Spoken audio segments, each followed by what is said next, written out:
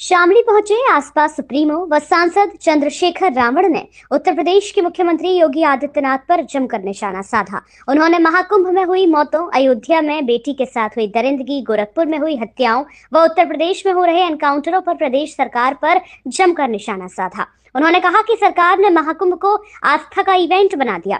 योगी आदित्यनाथ जी कुर्सी पर बैठकर जुल्म कर रहे हैं। 17 घंटे तक मौतों का आंकड़ा छिपाया गया। साथ ही एनकाउंटर पर निशाना साधते हुए उन्होंने कहा कि सीधा अध्याय गोली से देना कहां का इंसाफ है। बुलडोजर से भला किसी को न्याय मिल सकता है क्या? प्रदेश में कानून व्यवस्था दम तोड़ रही है। इस प्रकार के तमाम आरोप चंद्रशेखर रावण ने लगाए। चंद्रशेखर रावण शामली में आरएलडी के राष्ट्रीय महासचिव, पूर्व सांसद अमीर आलम व उनके बेटे पूर्व विधायक नवाजिश आलम के पार्टी में शामिल होने के कार्यक्रम में हिस्सा लेने के लिए शामली पहुंचे थे। उनकी लाशों की बीजेपी सरकार। देखिए सर, आप कहोगे फिर चंद्रशेखर ने विवादित बयान दे दिया। सच को आंच नहीं होती। मैंने बहुत दिन पहले कहा था कि ये जिस तरह आस्था का इवेंट बनाया जा रहा है, इसका खामियाजा भुगतना पड़ेगा। लेकिन भुगतना किसको पड़ा? जनता को। अगर इस तरह से किसी को मोक्ष मिलता है तो हिंदू संस्कृति के अनुसार तो मोक्ष के लिए आदमी सैकड़ों साल तपस्या करता है, तमाम तरह के त्याग करता है।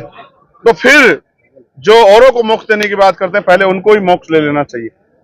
जिन्होंने ये घटिया टिप्पणी की, वो सरकार हो या कोई धर्माचार्य हो, मैं ऐसे लोगों को बहुत जिम्मेदार से कहता हूं कि देश को भी आपकी जरूरत नहीं, आपको भी। और ये जनता, जिस जनता को आपने ये दर्द दिया है मुख्यमंत्री जी, ये जनता आपको भी बहुत जल्द मोक्ष देगी उत्तर प्रदेश से निकाल के। मेरी बात को आप याद रखें। आप ये समझिए, किसी ने अपना बेटा खो दिया,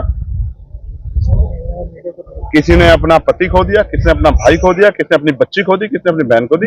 एक सुई नहीं बर्दाश्त कर सकता आदमी। और आप फोटो नहीं देख पाओगे मेरे फोन में गोरखपुर के लोग, क्योंकि मैं वहां चुनाव लड़ के आया था, वहां के लोगों ने भेजे मुझे। आप फोटो नहीं देख पाओगे। यहां से नीचे का शरीर नहीं है, इस तरह चिकले गए हैं और जानवरों की तरह उठा के फेंक दिए गए।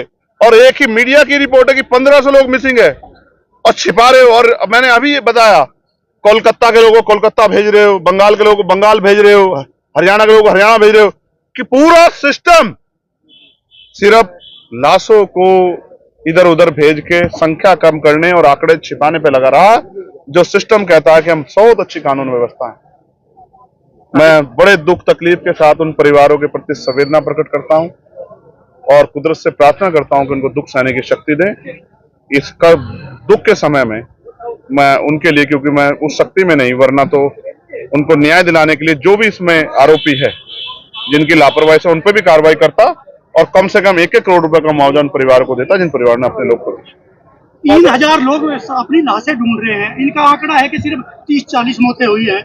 सर, इनका बस चलेगा तो ये कफन छिपा लेंगे। आप देख तो लो, सत्ता में बीजेपी के लोग हैं। मुख्यमंत्री कुर्सी बचाने के लिए एडी चोटी का जोर लगा रहे हैं और कोशिश कर रहे हैं कि धर्माचार्य उनके पक्ष में बयान दे। और कुछ धर्माचार्य सीमाओं को लांग के कर भी रहे हैं, लेकिन अच्छे धर्माचार्य भी हैं जो स्पष्ट सवाल खड़ा कर रहे हैं। अभी आप जिस तरीके से पापियों के बारे में बताया कि पापी जाते हैं खाने के लिए, तो विपक्ष आधे से ज्यादा गया वहाँ पे, तो क्या मानते हैं कि विपक्ष में भी पापी की जैसे मीडिया के लोगों ने चलाया वो? आप ही ने बोला। मैंने तो ये बयान दिया कि जिसको हिंदू धर्म की मान्यता, आपने पढ़ा है भविष्य पुराण? आपने भविष्य, आप अपने नाम बता दो, और भविष्य पुराण शिव पुराण पढ़ा तो आप बताओ, तो मैं आपको अध्याय बता दूंगा जिसमें ये मान्यता है कि गंगा में जाके, और हम यहाँ रहते हैं सहारनपुर में, हरिद्वार, इसी यही मान्यता के साथ जाते हैं कि वहाँ अंतिम समय में की मोक्ष प्राप्ति होती है, पाप धुलते हैं, इसलिए जाते हैं लोग। और ये मेरी तो ये हिंदू धर्म के धर्माचार्यों का बयान है। जो ज्योतिश्वर पीठ के जो है शंकराचार्य, उन्होंने कहा कि बिल्कुल सही बयान दिया है। वो नहीं शायद आपने सुना।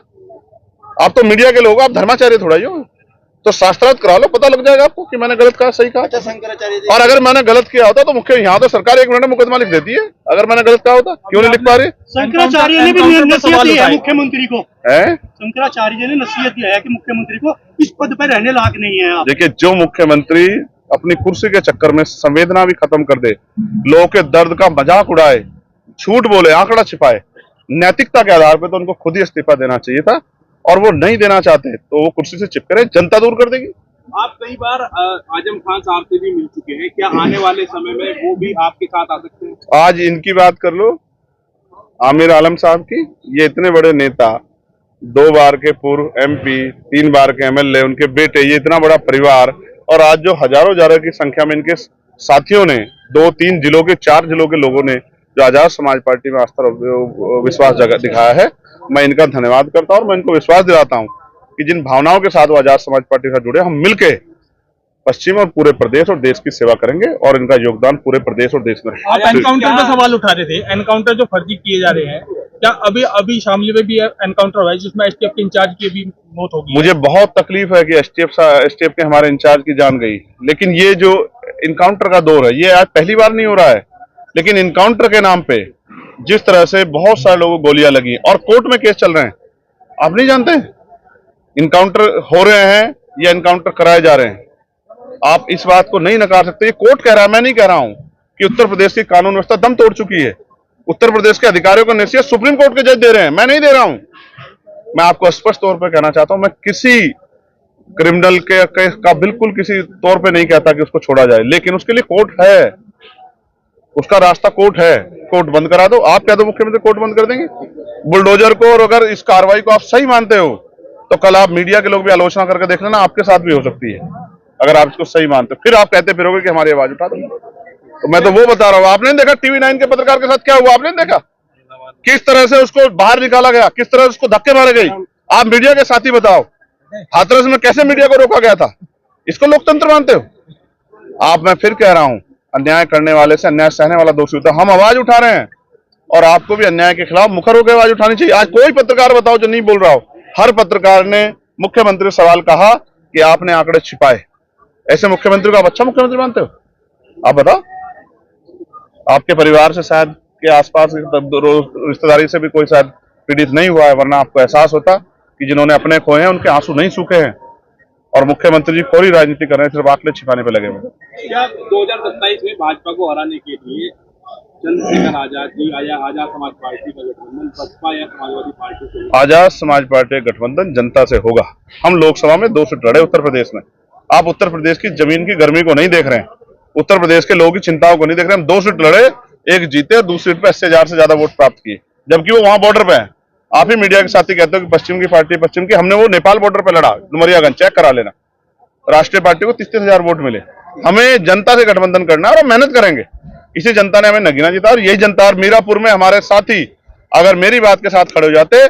हमसे जुड़े रहने के लिए हमारे YouTube चैनल को सब्सक्राइब करें और नई वीडियो की नोटिफिकेशन के लिए बेल आइकॉन को दबाएं। अगर आप ये वीडियो Facebook पर देख रहे हैं तो लाइक जरूर करें और ज्यादा से ज्यादा शेयर करें। धन्यवाद।